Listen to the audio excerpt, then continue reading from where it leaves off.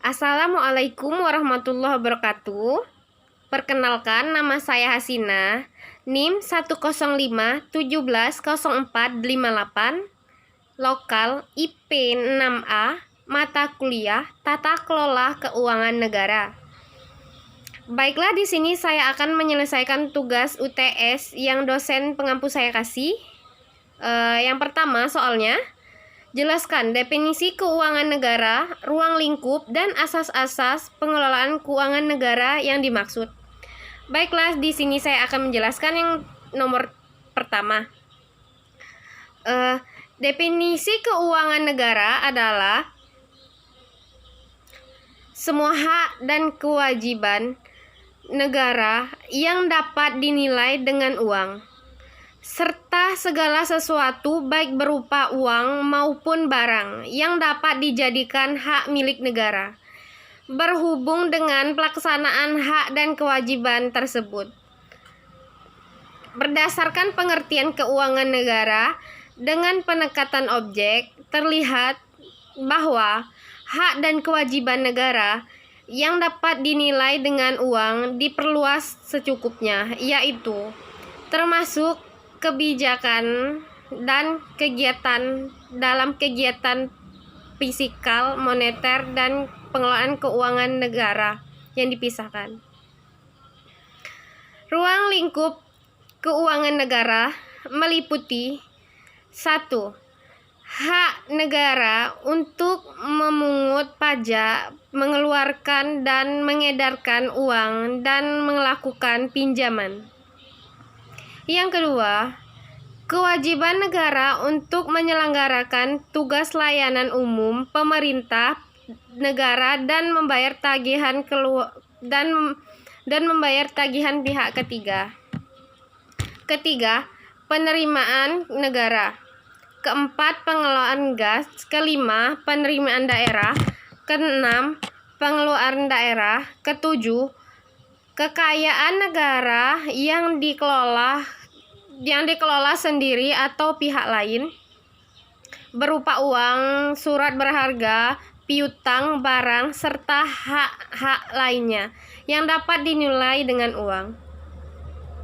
8. Kekayaan pihak lain dikuasai oleh pemerintah dalam rangka penyelenggaraan tugas pemerintah dan atau kepentingan umum. 9. Kekayaan pihak lain yang diperoleh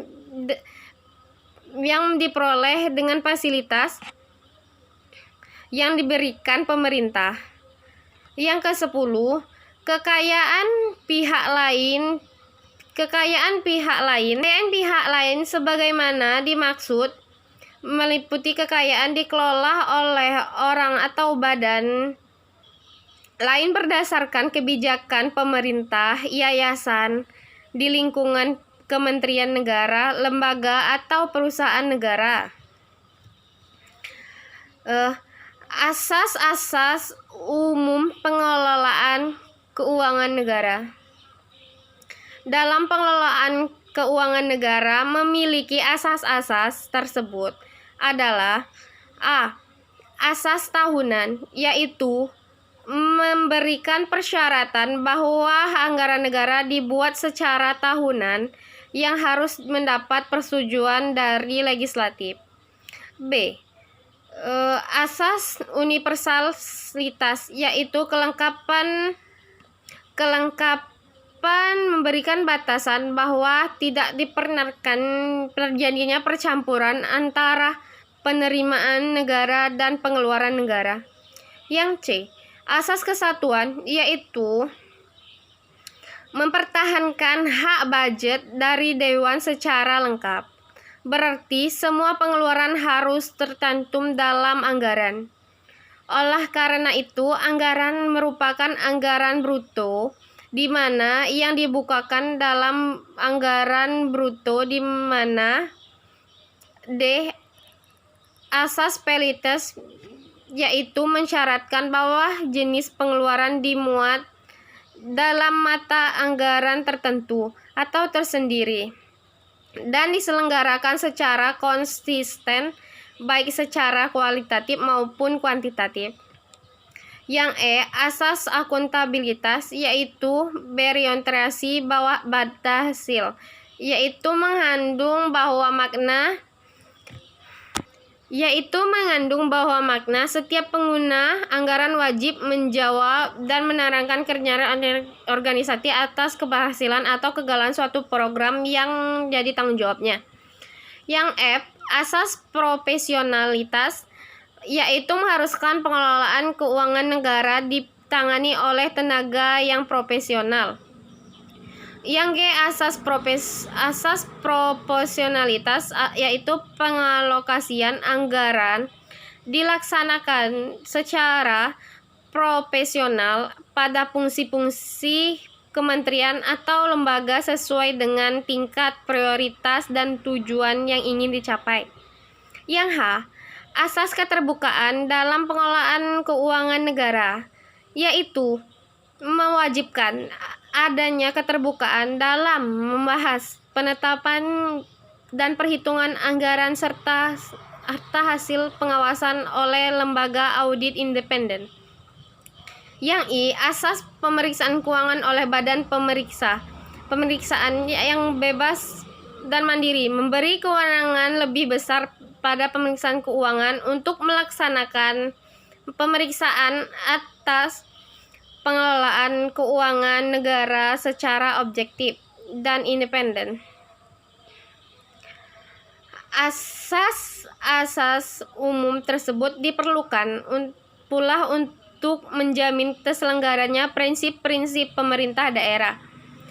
Dengan dianutnya asas umum tersebut di dalam Undang-Undang tentang Keuangan Negara, pelaksanaan undang-undang ini selain menjadi acuan reformasi manajemen keuangan negara, sekaligus dimaksud untuk memperoleh kawasan.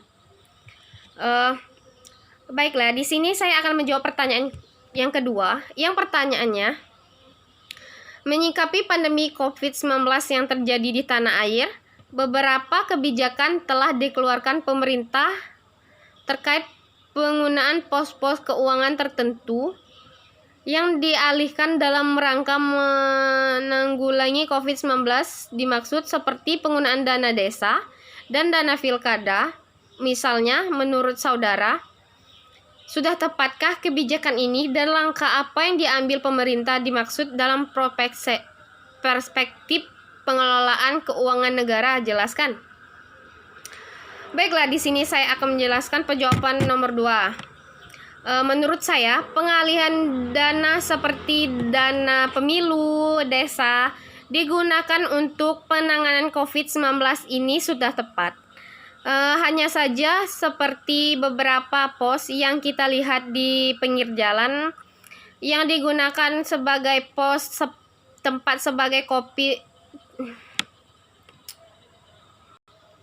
yang kita lihat di pinggir jalan yang digunakan sebagai pos tempat itu sudah bagus. Namun orang-orang yang bertugas di pos tersebut juga harus diawasi. Apakah dia benar-benar bekerja atau tidak, atau hanya sekedar menyemprotkan cairan di sekitaran seketika berkendara lewat. Menurut saya, dana desa dialihkan COVID-19 seharusnya tetap dikendalikan oleh desanya, yang mana pemerintah desa dapat mengelola dana tersebut untuk digunakan sebagai kebutuhan masyarakat. Yang kita tahui bahwa masyarakat yang tidak dapat bekerja karena COVID-19 ini banyak para pedagang sepi, pelayan, dan sebagainya. Dan desa tersebut dapat diberi sembako atau sebagainya demi menunjang kehidupan masyarakat, demi menunjang kelangsungan hidup masyarakat yang tidak dapat bekerja. Baiklah, itu saja dari saya. Mohon maaf bila ada kata-kata yang salah. Wassalamualaikum warahmatullahi wabarakatuh.